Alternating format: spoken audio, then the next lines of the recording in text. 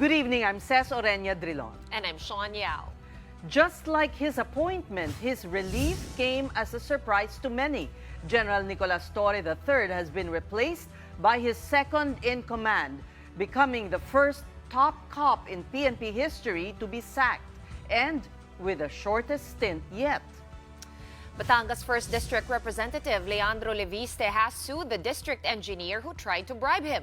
But now the lawmaker wants that same DPWH official to turn state witness and help put a stop to anomalous flood control projects. And Senate President Chis Escudero has a warning to contractors who snubbed the first blue ribbon inquiry into flood control projects. Show up or get arrested.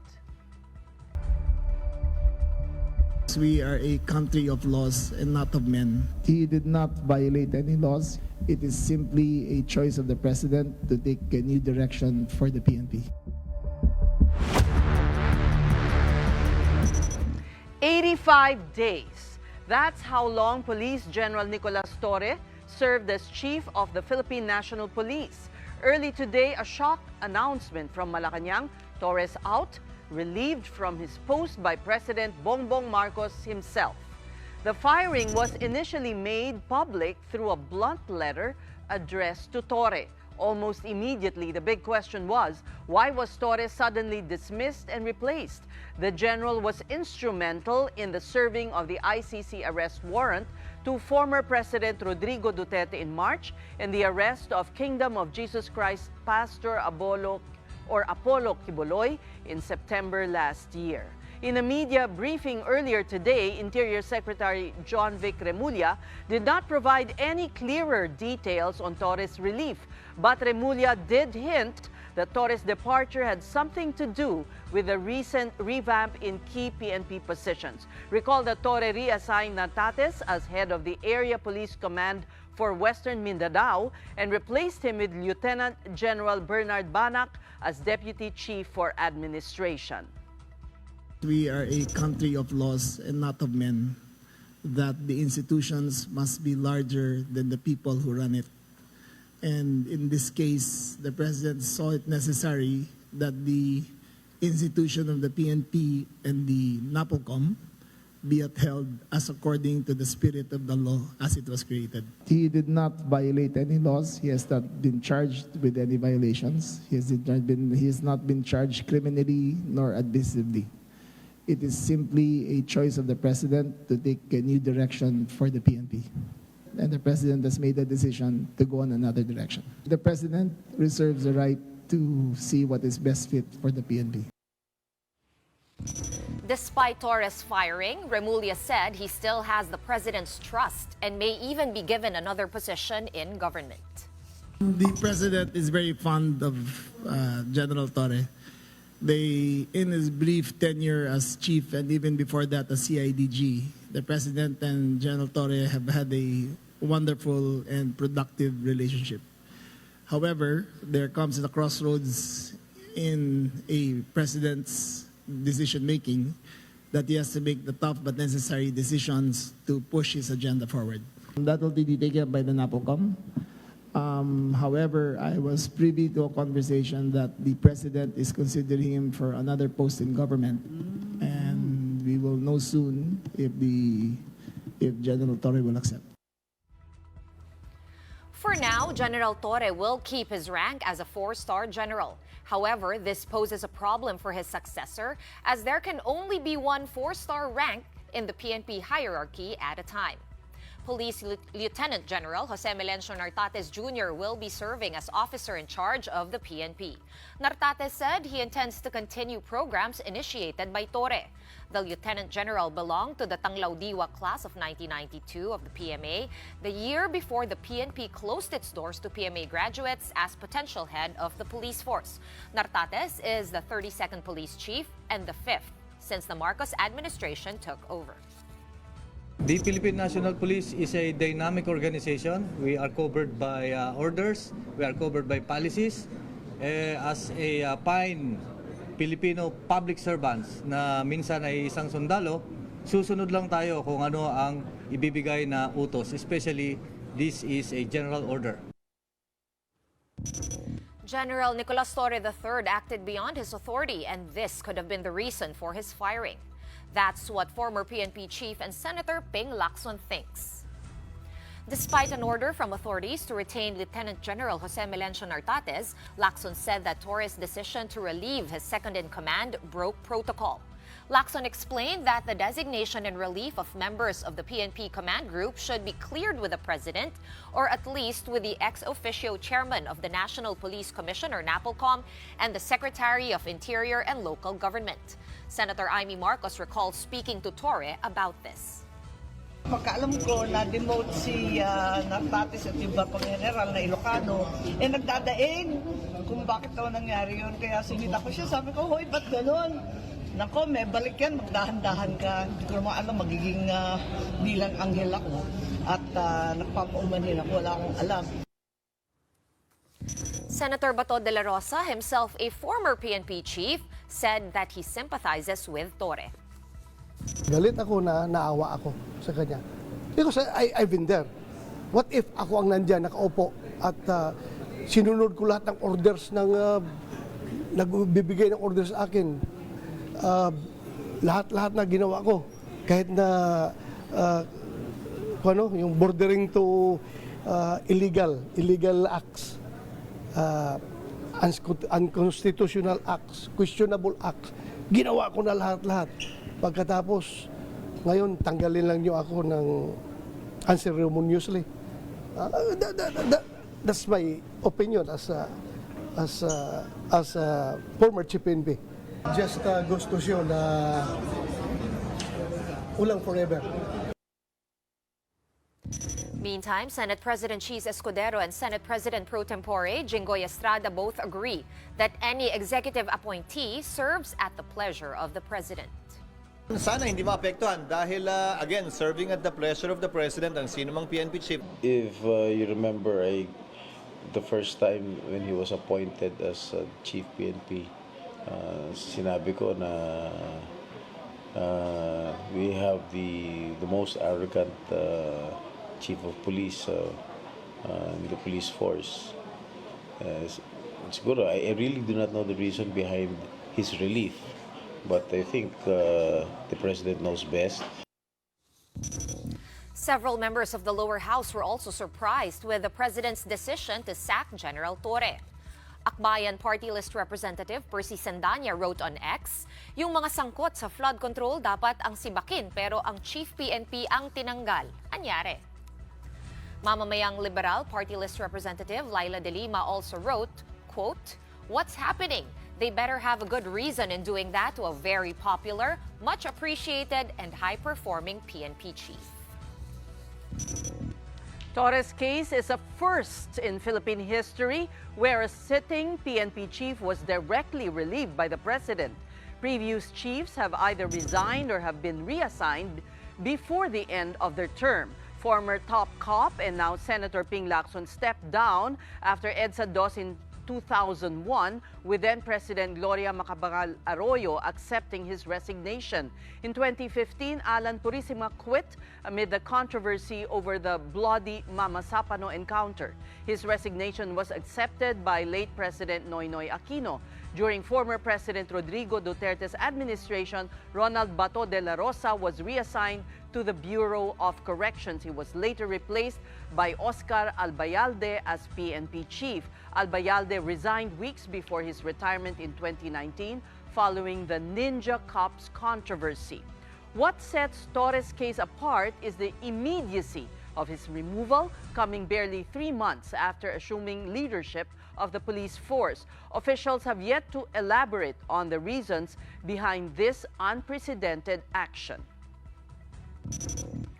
And he has been tapped to replace former PNP Chief Nicolas Torre. And joining us tonight on the Big Story is PNP Officer in Charge, Lieutenant General Jose Melencio Nartatez Jr. Good evening to you, General.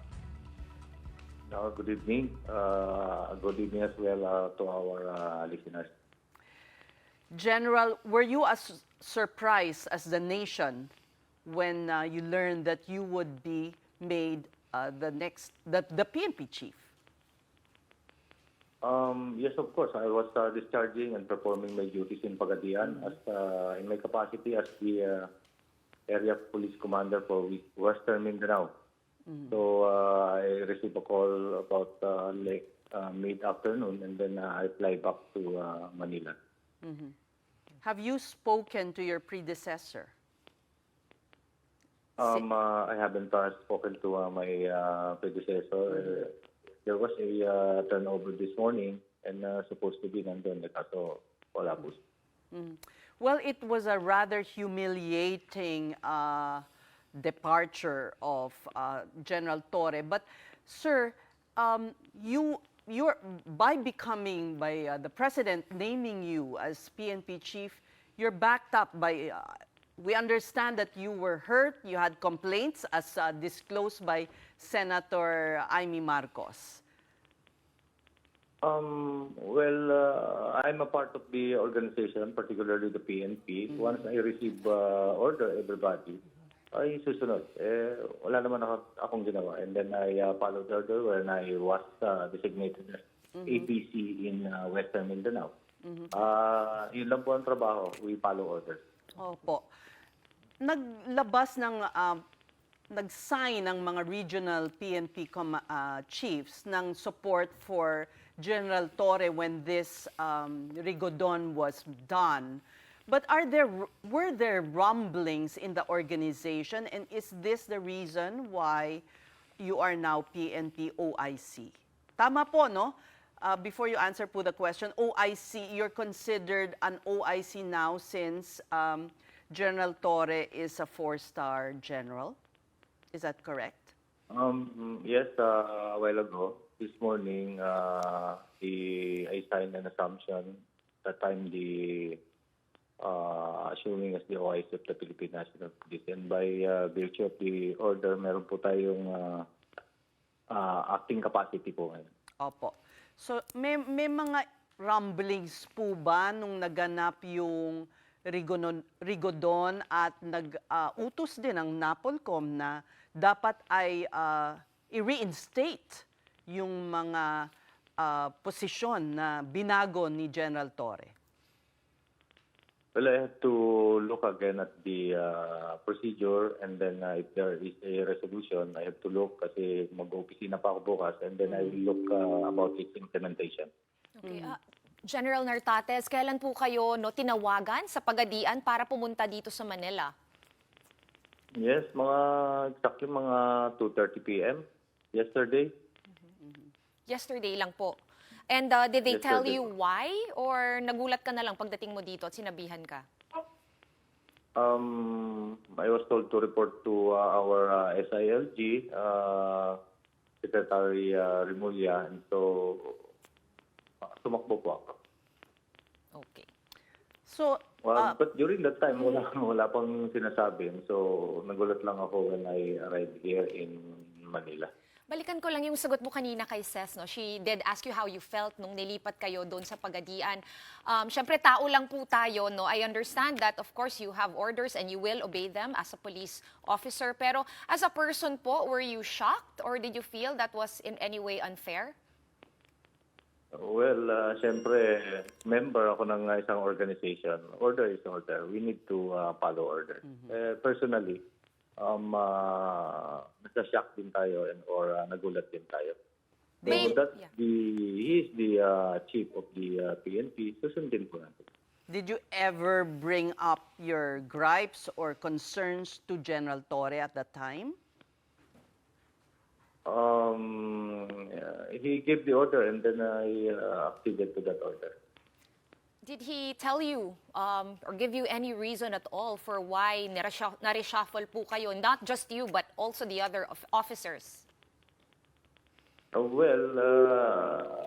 Talking about that position or placement, that is Area Police Command for Western Mindanao with the rank of Lieutenant General. And then, of course, there is a pressing concern, especially so that number one, of course, is yung ating parliamentary election in Bangsamoro region of Mindanao. So I will be in charge to look at the operations, especially the security aspects in the election. So yun po ang instruction. Would you consider po your main task now to unify the organization kung merong mga nagalit sa ikot-ikot po ng mga posisyon? Well, ang pag-ikot-ikot ng position placement, of course, is normal po yan. May nagre-retire, may kailangan umakyat, and then kailangan lateral movement. Normal po sa organization, lalong-lalo na sa Philippine National Police. So, wala dapat maging masyak dyan. And the organization should work. And we must discharge our zone duty. Kung ano yung mission function mo doon, ay gawin po natin. Pero wala pong turf war sa loob ng PNP at the moment that you're aware of, General? Sa nakikita ko, wala naman turf war. As long as may order, nandiyan na ang order, and you have assumed, everybody will abide to that. Did General Torre steal the limelight from, the President, the SILG? Was that one of the mistakes that he made? With regards to that, personal po yan. Well, of course, hindi ko po alam kung ano yung what is in the mind of our former CPN. Sources are telling us, General, na nag-e-empake na si General Torre so that you may move into the White House inside Krame, which is the residence of the Chief PNP. Would you confirm this? And may we ask you when you are moving in? Well, I'm still in my quarters dito sa Camp Crame. Meron naman quarters po mga estarang dito. And if he is moving out, then tignan po natin. Kasi wala pa akong information about that. Okay. Yung isa pang ugong-ugong ngayon, no, especially online, General, is that medyo kasi dapat kayo po yung huling PMA-er na magiging PNP chief po, class of 1992. Kasi after your class, puro PNPA na. Did that have anything to do, you think, kahit na one small factor lang siya dun sa naging desisyon po ng presidente? Well, yung pag-appoint ng isang PNP chief, of course, lies on the authority of our president. So, nasa kanya po yan. He has a lot of intelligence, he has a lot of information to make the decision. So, nandiyon. And we just follow order. Lahat po ng PNP members ay ganyan po, especially the Philippine National Police and in any other armed units like the Armed Forces of the Philippines. Susunod po kami because he is our Commander-in-Chief. So, it should also apply to General Torre, no matter how humiliating this was. As an officer, he should just take his order from the Commander-in-Chief. Tama po yan. Okay. And yung turnover, nabanggit ninyo dapat kanina, if I heard you correctly, pero wala po doon si General Torre. Do you have plans na kung kailan tong turnover magyayari? I listened to your speech. You also plan to carry over some of his programs, yung mga nasimulan po ni General Torre. And will this turnover be with General Torre or perhaps other members of his staff? Bale, magkikita po ba kayo? Sa madaling salita. Well, I have already assumed post and I will discharge my functions and accomplish our mission to the best of my ability. Yun pong gagawin ko. So, alam niyo po, yung PNP, we are trying to make it more professionalized, lalong-lalo na this is about 30 years plus years old organization or bureau under the DILG. Gagawin po nating professional nito at dire-diretso na po like our predecessors, katulad ni General Torre. Maganda po yung mga programa and we will tuloy-tuloy po yan. Actually, in place po ang ating mga police operational procedure, our policy. Nandiyan po lang lahat. What we're going to do is just revisit. We will improve. and implement it, and of course in coordination with our community. Whether it is a function of in administrative matters or operational. Nandyan po lahat. Iniiwan po ng ating mga magagaling, ng mga hepe ng Philippine National Police yan, mga dati na po naging hepe. At nandyan po tuloy-tuloy. Minsan, binabago lang ang pangalan, pero in substance or gist of this operation or policy or circular ay pare-parehas lang po. General, I know you're just a few hours into your position, pero ano po bang update dito sa missing sabungeros? Ang tagal na pong walang balita tungkol sa kasong yon, which is under the CIDG, no? Yes. That's one of the pressing task that the PNP will be doing, and we have a unit for that. And I will inquire about what's the update on that. Especially so that a case has been filed with the Department of Justice, and it will be a continuing investigation in coordination with the other law enforcement unit, especially the Department of Justice. We will be, of course, behind them to support in the continuing investigation and prosecution. All right. Also, in the last couple of months, we've seen a more activist NAPOLCOM. It was the NAPOLCOM that called the attention of General Torre with respect to the reshuffle of PNP officers, and also it's investigating some of those police officers involved in the missing Sabongeros case. This, you welcome this more activist stance that the NAPOLCOM is taking compared to previous NAPOLCOM administrations? Yes, of course. We will always abide in support with the NAPOLCOM's action. That is basically the mandate of the NAPOLCOM. They oversee the Philippine National Police operational supervision and administrative control. So sila po ang watchdog ng PNP, especially in the repository of policy circulars. Yan po ang nakalagay sa batas. The Philippine National Police was created by virtue of 6975. Klaro naman po.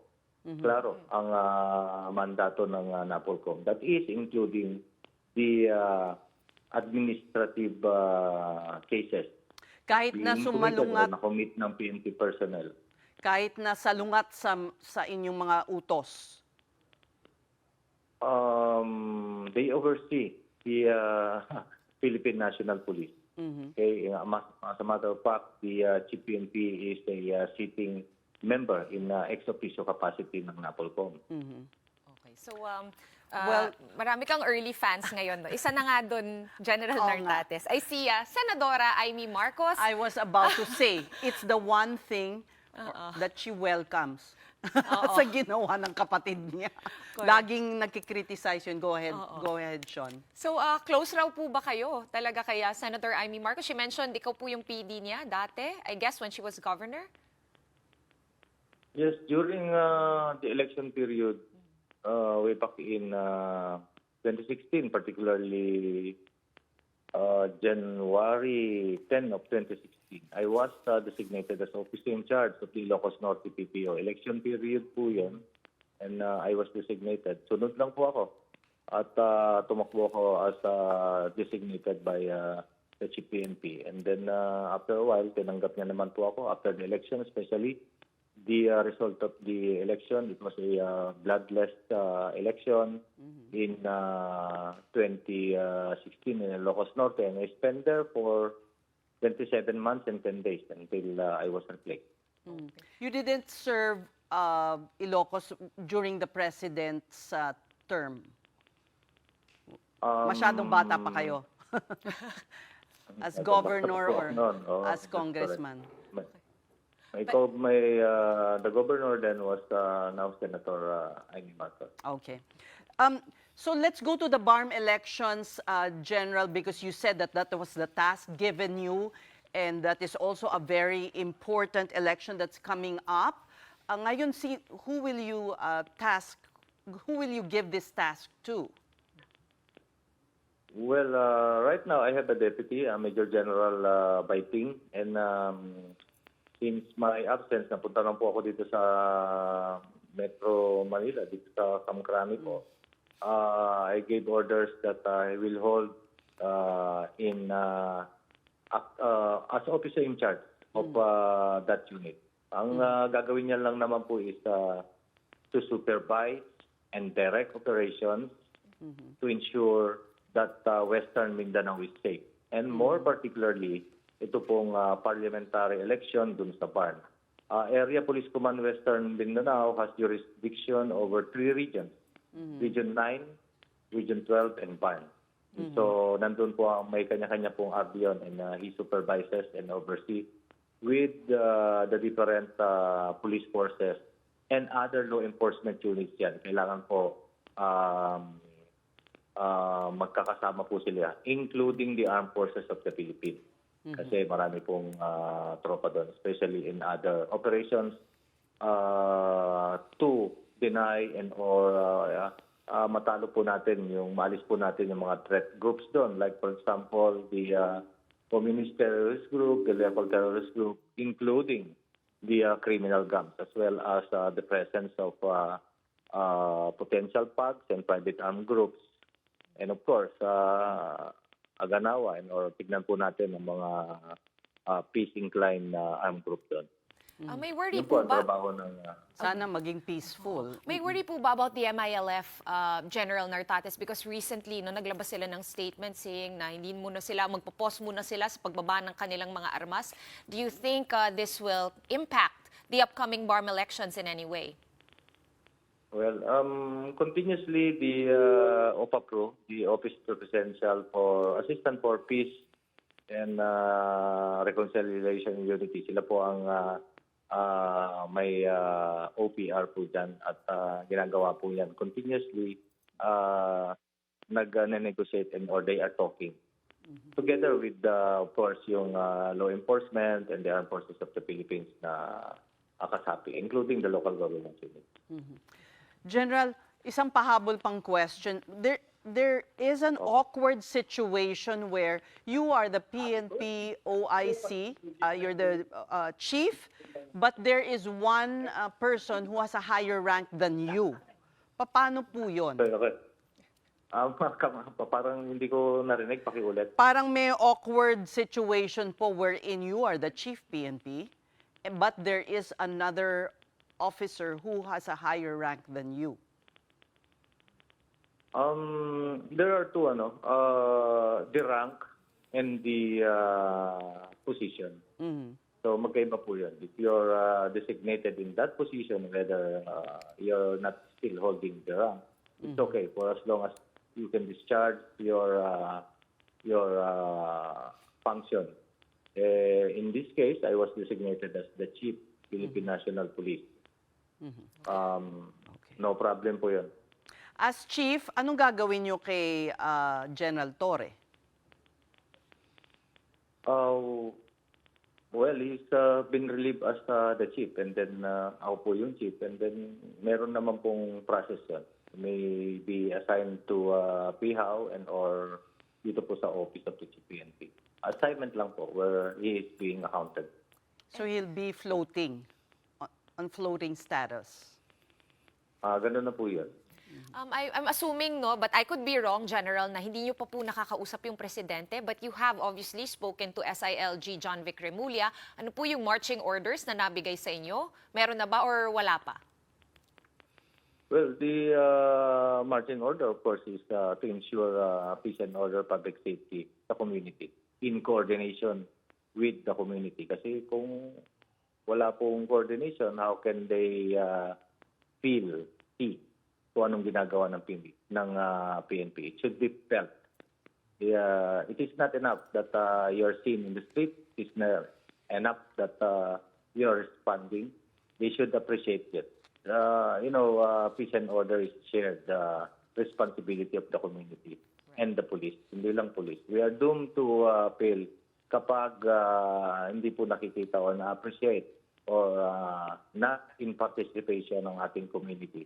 So doon lang po naglalaro. Ang ating mission is to enforce the law, prevent and control crime, maintain peace and order, ensure public safety and internal security with the active support of the community. Dati, hindi nila na-appreciate yung with the active support of the community. Importante po yun. It is not enough that we are discharging yung sinabi kong unang mga function. Yung panghuli, magiging proactive po tayo. We will go to the community at makipagpulong-pulong tayo. Ano ba?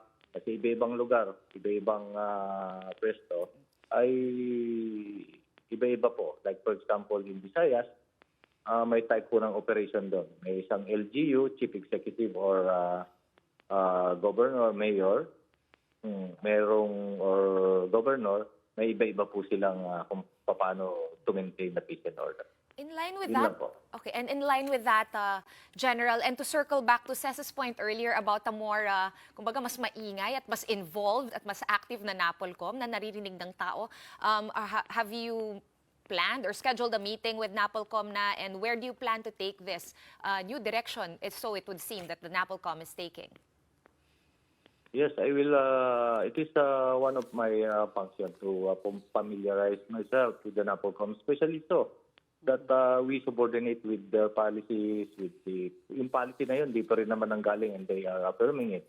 And they oversee the PNP, and especially so that the Chief PNP is a sitting member of the NAPOLCOM as ex officio. And regularly, periodically, meron pong meeting ng nangyayari po dyan, deliberating policies as well as decisions. And it's good to have a stronger supervisory oversight by the NAPOLCOM as compared to previous NAPOLCOM organizations or heads. Tama po yan. It is not only the PNP that, or the Chief PNP and the PNP is doing their thing to improve the PNP. It's the community, and above that, of course, community, civilian authority is of course, nandyan po ang NAPOLCOM. Kaya nagpapasalamat kami with that law 6975. Nandyan ang NAPOLCOM kasi sila po ang nag-administer sa amin. So ano ho ang babaguhin nyo dun sa mga sinimula ni General Torre in his short stint of 85 days?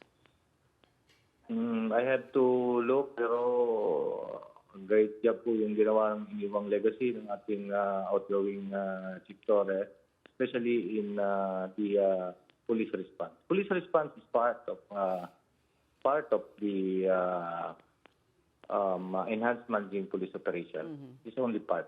It is the output of the managing police operation. And for you, So kung i-discuss po natin yan, parang isang semester po yan. for you na lang, General, no? I know it's early yet and it's only been a few hours, pero what legacy would you like to leave with the PNP? Of course, we should have a continuing change. Ang pagbabago ay lagi pong nandyan. May mga palisiya po na luma na at i-redraft po natin, tignan po natin. Ang importante po is may focus po tayo, especially so that I will lay down talking to my commanders, and I will lay down the policy and focus.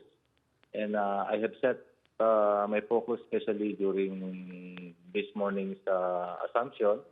Naglalaro po yun sa the management of our resources, whether personnel, material, logistics, finances, and then of course, we review our operational procedures, our policies with regards to security plan on vital resources, security plan on risk management, security plan for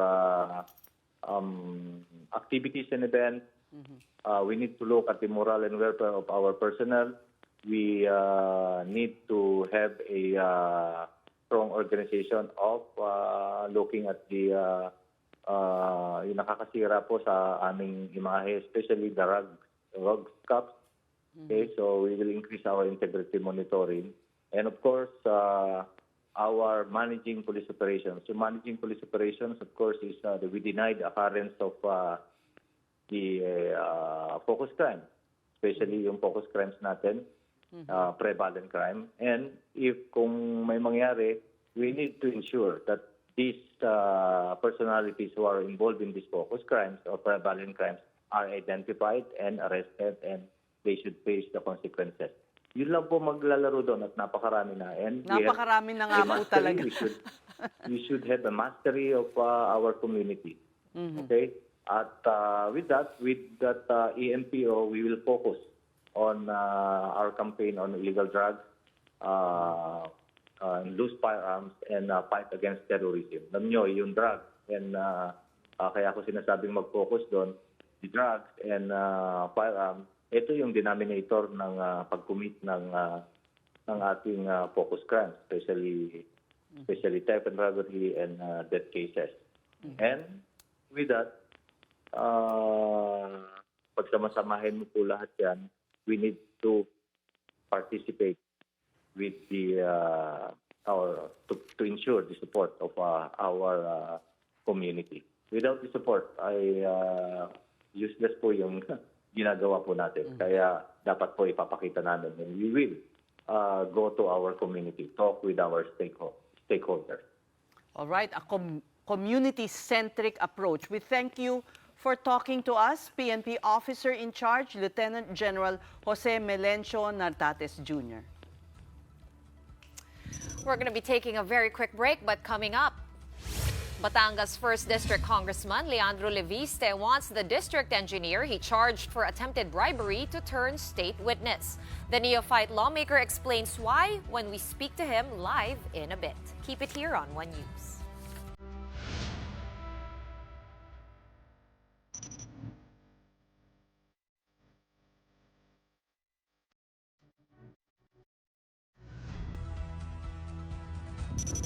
Welcome back to the big story. Batangas 1st District Congressman Leandro Leviste has formally sued the DPWH district engineer who allegedly tried to bribe him over a flood control project.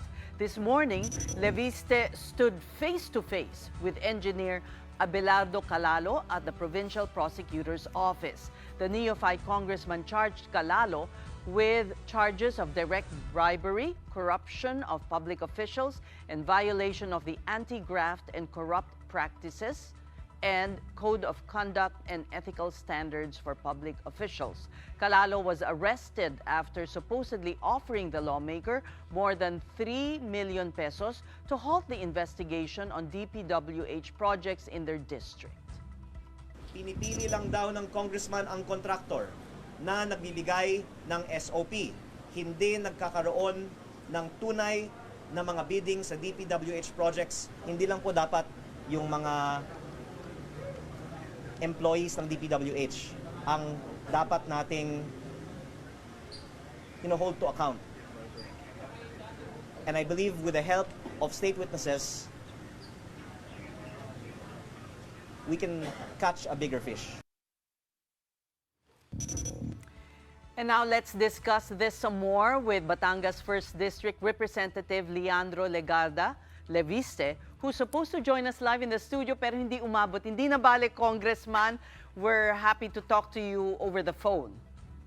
Good evening. Good evening, and thank you very much for having me. All right. Well, first is this, how audacious was this district engineer to directly bribe you? Did he not? It was that direct?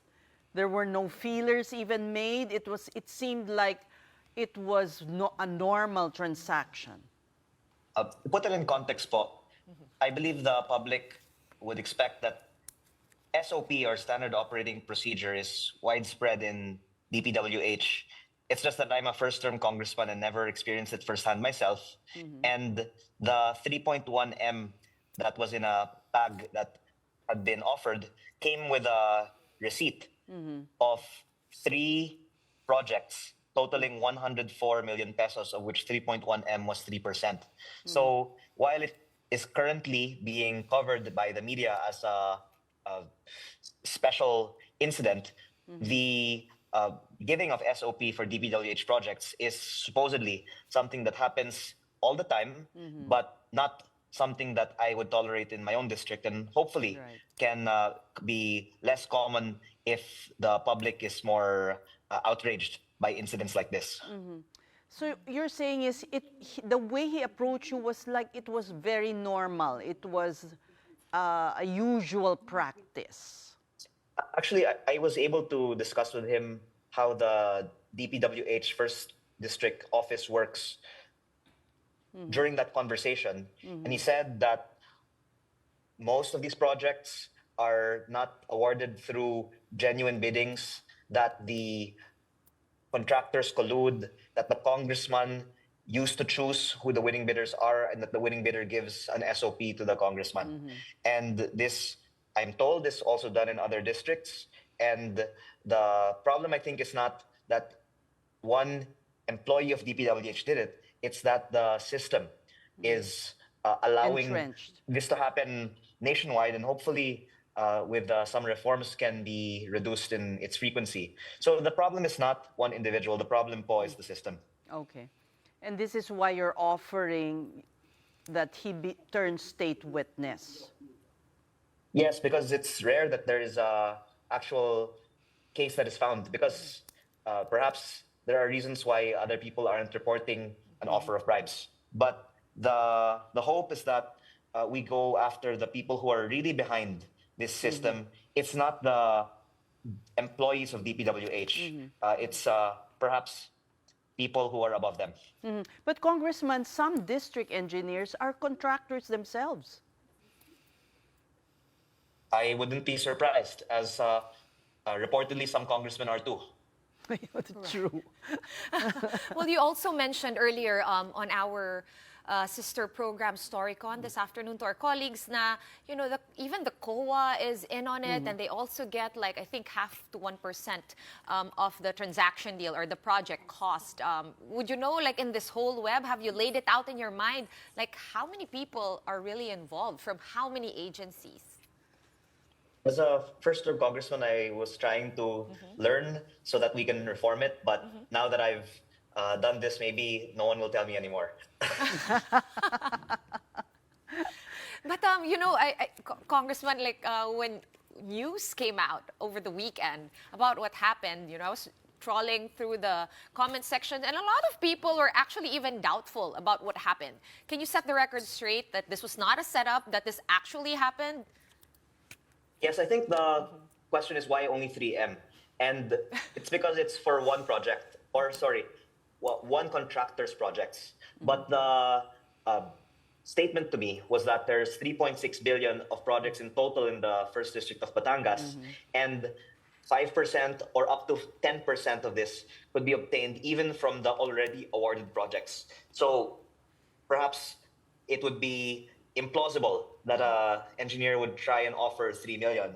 But this is just from one contractor's projects, and that a congressman of the first district of Batangas would be able to extract in the hundreds of millions of pesos per year, let's say 300 million pesos a year from a 3.6 billion peso budget. And you were also saying, just a quick follow-up, Ces, kanina sa Storycon, you were saying na parang that was just one contractor nga, and you actually had another meeting with parang another contractor in the works. Will that still push through? Oh, no, it was not in the works. It was offered. It was offered, okay.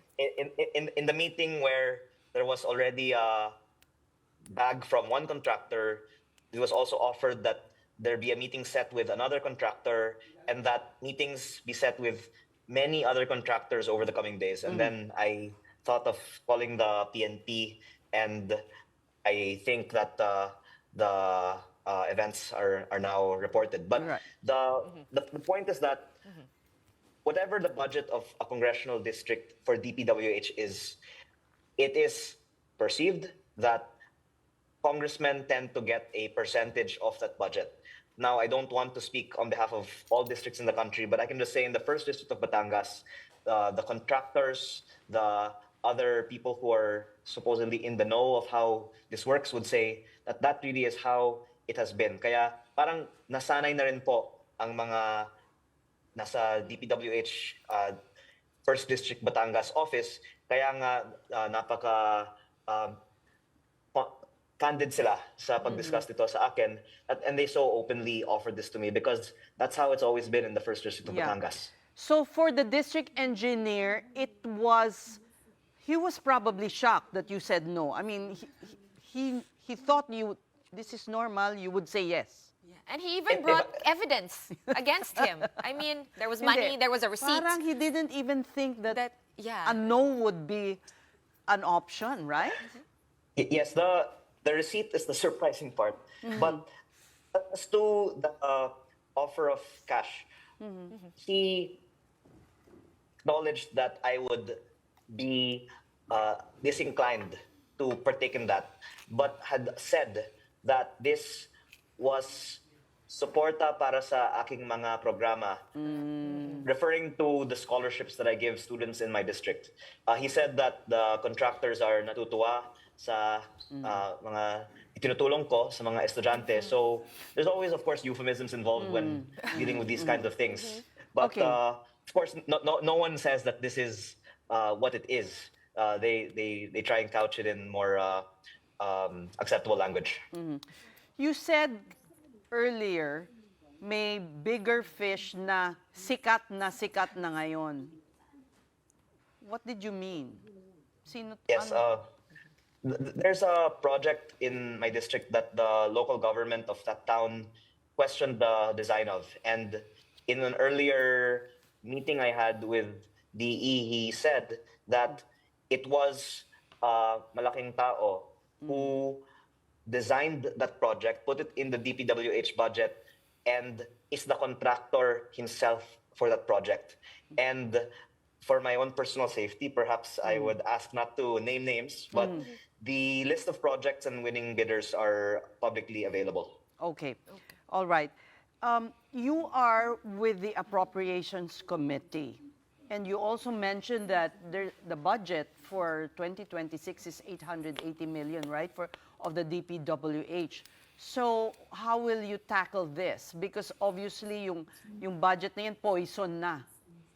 Marami ng, kung hindi ghost, repeat projects or substandard projects.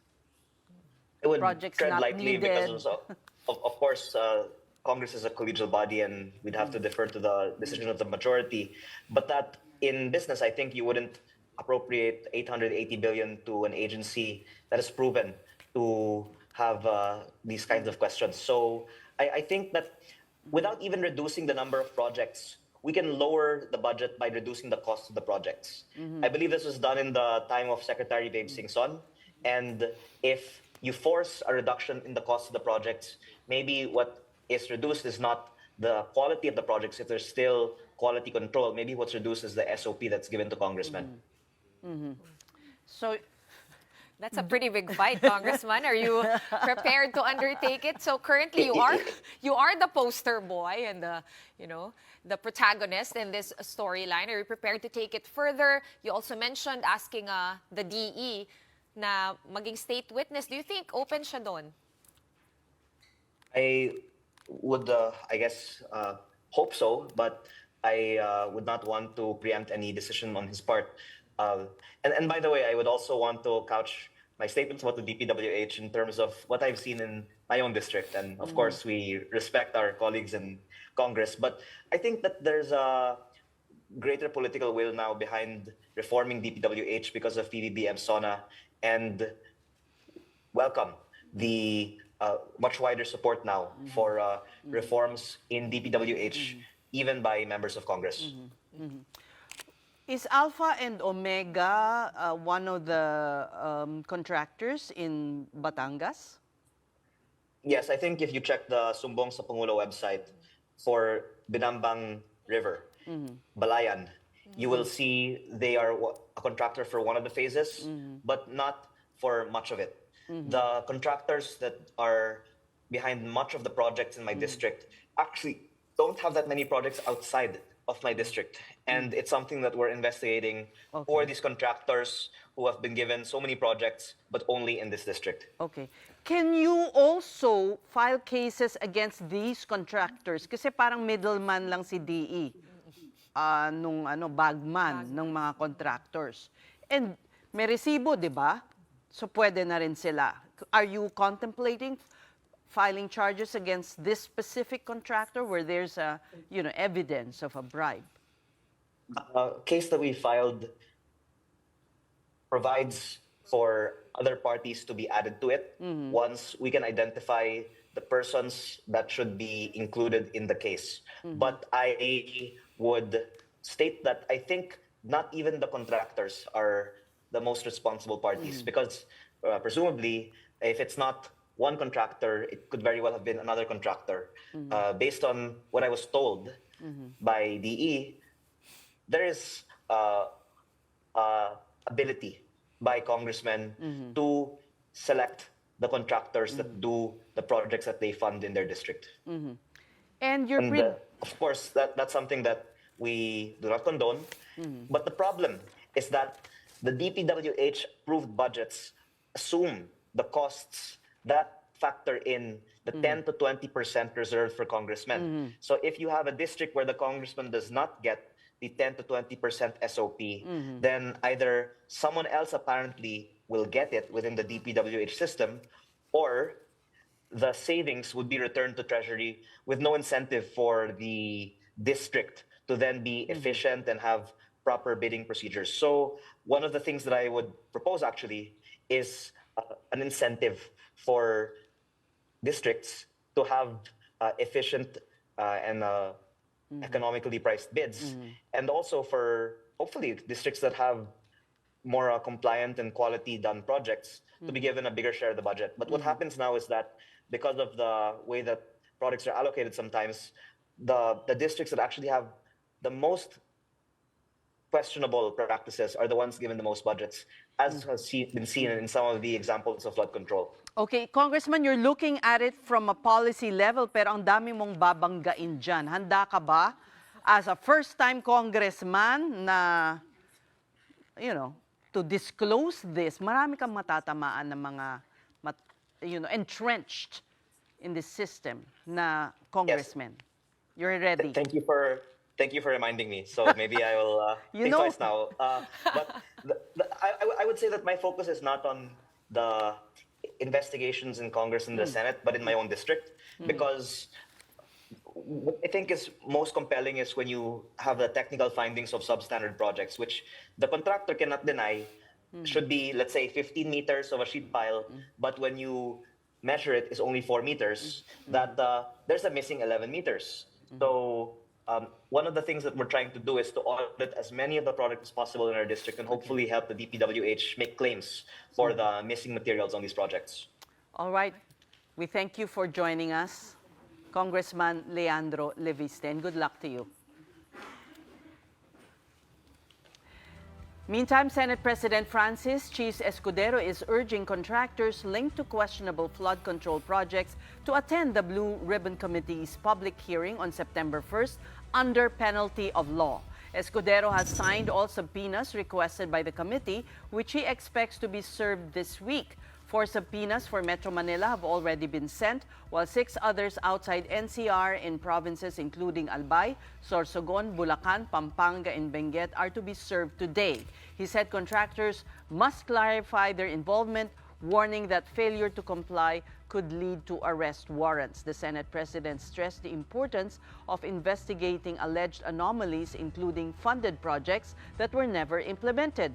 Escudero also highlighted long-standing conflict of interest issues in government contracting and filed Senate Bill 783 to disqualify public officials and relatives up to the 4th degree from entering government contracts. And before we say goodbye for the night, on to the weather. Do not forget to bring your umbrellas and raincoats when you step out anytime this week, because A low-pressure area within the Philippine Area of Responsibility has intensified and is expected to become a tropical storm. It was last spotted over the coastal waters of Siruma in Camarines Sur, bringing cloudy skies and rain to several regions. Areas affected include Metro Manila, Cagayan Valley, Cordillera Administrative Region, Central Luzon, Calabarzon, Bicol, and Eastern Visayas. Forecasts show that the LPA will move across Luzon and may exit the PAR in the coming days. Meantime, the southwest monsoon or habagat will be bringing showers to Mimaropa, Visayas, Zamboanga Peninsula, Barm, northern Mindanao, and the Caraga region. And that's a big story this Tuesday. We thank you for watching. We are One News, all sides, all the time. We'll be back here tomorrow at 7:30. Have a good night.